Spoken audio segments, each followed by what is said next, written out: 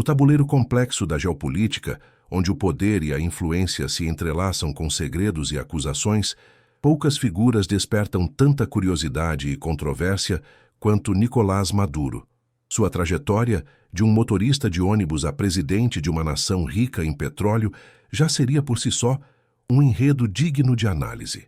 Mas o que realmente intriga e levanta questionamentos profundos é a sombra de uma fortuna colossal que paira sobre seu nome, uma riqueza que, segundo investigações e alegações internacionais, alcançaria bilhões de dólares. Como um homem que ascendeu de origens humildes pôde, em meio a uma das maiores crises econômicas e humanitárias de seu país, acumular um patrimônio tão vasto? Esta é a primeira parte de uma investigação que busca desvendar os véus da riqueza misteriosa de Maduro, explorando as alegações, os dados e as perguntas que permanecem sem resposta. Para compreender a magnitude dessa história, precisamos primeiro recuar no tempo e entender o cenário em que Nicolás Maduro emergiu. A Venezuela, uma nação abençoada com as maiores reservas de petróleo do mundo, viveu por décadas sob a promessa de prosperidade. A ascensão de Hugo Chávez ao poder, no final dos anos 90, marcou o início de uma era de profundas transformações sociais e políticas, impulsionadas pela ideologia do socialismo do século XXI e financiadas pelos altos preços do petróleo. Durante esse período, a Venezuela experimentou um boom econômico, com investimentos em programas sociais e uma retórica anti-imperialista que ressoava em grande parte da América Latina.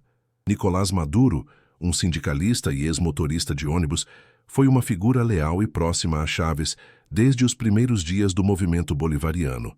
Sua ascensão foi gradual, mas constante, de deputado a presidente da Assembleia Nacional, depois ministro das Relações Exteriores e, finalmente, vice-presidente. Essa lealdade inabalável e sua posição estratégica o colocaram no centro do poder. Quando Hugo Chávez faleceu em 2013, Maduro foi ungido como seu sucessor, assumindo a presidência em um momento de transição e incerteza. No entanto, a partir de sua posse, a Venezuela começou a mergulhar em uma espiral de dificuldades. A queda vertiginosa dos preços do petróleo, a má gestão econômica, a corrupção endêmica e as sanções internacionais se combinaram para criar uma crise sem precedentes. A inflação disparou a níveis estratosféricos. A escassez de alimentos e medicamentos se tornou uma realidade diária, e milhões de venezuelanos foram forçados a deixar o país em busca de uma vida melhor. Em meio a esse cenário de colapso econômico e sofrimento social, as alegações sobre a fortuna pessoal de Nicolás Maduro e de seu círculo íntimo começaram a ganhar força, criando um contraste chocante com a realidade da maioria da população. A pergunta que ecoa é: de onde viria essa riqueza? Como um líder de um país em ruínas com um salário oficial modesto, poderia ser associado a um patrimônio que, segundo algumas estimativas, alcançaria a impressionante cifra de os 3,5 bilhões? Essa é uma questão que desafia a lógica e alimenta a narrativa de um sistema onde o poder político se confunde com o enriquecimento ilícito. A trajetória de Maduro, de motorista de ônibus a um suposto bilionário, é um dos pontos mais intrigantes dessa história. Não se trata apenas de uma ascensão social, mas de uma transformação financeira que, para muitos, só poderia ter ocorrido através de mecanismos obscuros e ilegais. As investigações internacionais, especialmente as conduzidas por agências dos Estados Unidos, apontam para uma complexa rede de corrupção e desvio de recursos. A principal fonte de riqueza da Venezuela, o petróleo, estaria no centro desses esquemas. A empresa estatal PDVSA, que deveria ser a locomotiva econômica do país, teria se tornado, segundo as acusações, um veículo para o enriquecimento de uma elite política e militar. Contratos superfaturados, vendas de petróleo com descontos para empresas ligadas ao governo e o desvio de fundos de projetos de infraestrutura seriam apenas algumas das formas pelas quais bilhões de dólares teriam sido drenados dos cofres públicos. Além do petróleo, o controle sobre outros setores estratégicos da economia venezuelana, como a mineração e a importação de alimentos, também teria sido instrumentalizado para gerar lucros ilícitos. Em um país onde o Estado detém um controle quase absoluto sobre a economia, as oportunidades para a corrupção se multiplicam. A falta de transparência, a fragilidade das instituições e a ausência de uma imprensa livre e investigativa teriam criado um ambiente propício para que esses esquemas prosperassem sem grandes obstáculos. Mas a acumulação de riqueza é apenas uma parte da equação. A outra, igualmente crucial, é como essa fortuna é movimentada e escondida. É aqui que entram os sofisticados esquemas de lavagem de dinheiro.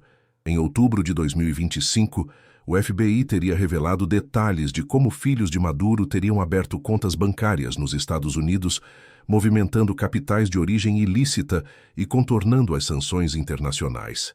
Essas operações, que teriam ocorrido em cidades como Miami e Nova York, demonstram a complexidade e a abrangência da rede financeira que supostamente apoiava a fortuna de Maduro e seu círculo. Um caso emblemático que ilustra essa teia de corrupção é o de Michael Moreno, ex-chefe do sistema judiciário venezuelano. Em março de 2018, Moreno foi indiciado por acusações de lavagem de dinheiro e corrupção. As investigações apontavam que ele distribuía favores legais em troca de propinas, utilizando contas bancárias em Miami e em outros países para ocultar os lucros. Esse tipo de esquema não apenas desviava recursos, mas também minava a própria estrutura do Estado de Direito, transformando a justiça em uma mercadoria. A própria família de Maduro também estaria envolvida. Investigações revelaram que enteados do presidente teriam desviado mais de 180 milhões de euros para contas secretas, com a ajuda de um ex-banqueiro suíço. Essas operações teriam envolvido bancos europeus e asiáticos, mostrando a dimensão global da rede de lavagem de dinheiro. A fortuna, portanto, não estaria concentrada apenas nas mãos de Maduro, mas se espalharia por um círculo de familiares e aliados, todos supostamente beneficiados por sua posição de poder. A magnitude dessa riqueza oculta se tornou ainda mais evidente com as apreensões de bens pelos Estados Unidos. Em agosto de 2025, as autoridades americanas teriam confiscado um total de 700 milhões de dólares em ativos ligados a Nicolás Maduro e seu círculo. Essa quantia impressionante incluía uma variedade de bens de luxo que contrastam drasticamente com a pobreza da maioria dos venezuelanos. Entre os itens apreendidos estariam mansões de luxo em Miami e outras cidades americanas, aviões particulares, não apenas um, mas múltiplas aeronaves, uma coleção de carros de luxo de alto valor, joias e objetos de valor inestimável, e até mesmo fazendas de cavalos dedicadas à criação de raças caras. Além disso, grandes quantias de dinheiro em espécie também teriam sido encontradas, embora os valores exatos não tenham sido especificados. Essas apreensões não são apenas um golpe financeiro, mas também um testemunho visível da extensão da riqueza que teria sido acumulada. Elas levantam a questão: se os 700 milhões de reais foram apreendidos, quanto mais ainda estaria escondido? Qual seria a verdadeira dimensão dessa fortuna que, segundo as estimativas, poderia chegar a 3,5 bilhões? As acusações internacionais contra Nicolás Maduro são severas e multifacetadas. Os Estados Unidos, em particular, o acusam de ser um dos maiores narcotraficantes do mundo. Ele é apontado como o líder do chamado Cártel dos Sóis, uma organização que, segundo as autoridades americanas, estaria envolvida no tráfico de drogas e que foi incluída na lista de organizações terroristas. As acusações vão além do narcotráfico, incluindo crimes como organização criminosa, lavagem de dinheiro internacional e sonegação de impostos. Para as autoridades americanas, Maduro não é apenas um líder político, mas uma figura central em uma vasta rede criminosa transnacional. A gravidade dessas acusações é tamanha que, em agosto de 2025, os Estados Unidos teriam dobrado a recompensa por informações que levassem à sua captura, elevando-a para os 50 milhões de dólares.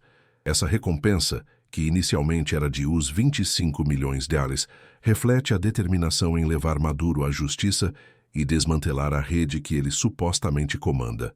Diante de todas essas alegações e evidências, a comunidade internacional liderada pelos Estados Unidos e pela União Europeia, impôs uma série de sanções internacionais contra a Venezuela e figuras-chave do governo, incluindo o próprio Maduro.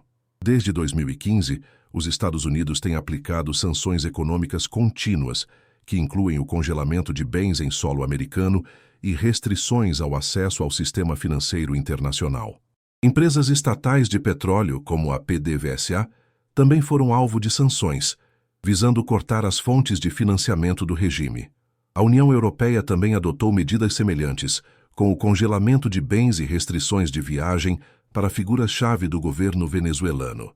Essas sanções têm tido consequências profundas para a Venezuela, intensificando a crise econômica, exacerbando a escassez de bens essenciais e enfraquecendo a capacidade operacional do governo.